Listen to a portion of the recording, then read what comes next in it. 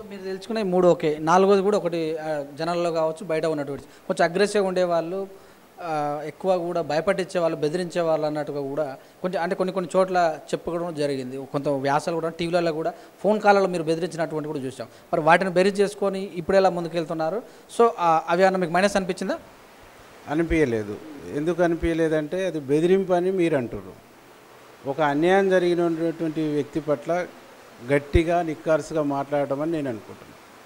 అప్పుడు ఇప్పుడు ఎప్పుడైనా కానీ ఒక పేదవాడికి అన్యాయం జరిగింది, ఒక పేదవాడి పట్ల ఇంకోరు దుర్మార్గం చేస్తున్నప్పుడు నీ తప్పు అని చెప్పేసి గట్టిగా చెప్తాం. బట్ తప్పు అని చెప్పడమే నేరం అనుకుంటే అది వారి ఇష్టం. తప్పును తప్పుగా దండించడం, తప్పును తప్పుగా మాట్లాడటం, తప్పును తప్పుగా ఎత్తి చూపడం అనేటువంటిది ఇది బెదిరింపుగా కొంతమందికి కనిపిస్తే, ఇది నేరంగా కొంతమంది కనిపిస్తే వాళ్ళ విజ్ఞత.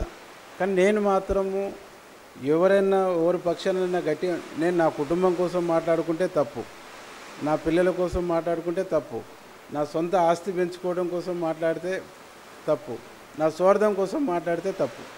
నేను ఈ నియోజకవర్గ ప్రజలకు ప్రాతినిధ్యం వహిస్తున్నటువంటి క్రమంలో ఈ నియోజకవర్గంలో ఉండేటువంటి అనార్థులు, అభాగ్యుల కోసం నేను గట్టిగా మాట్లాడటం అనేటువంటి నేను కరెక్ట్గానే భావిస్తాను.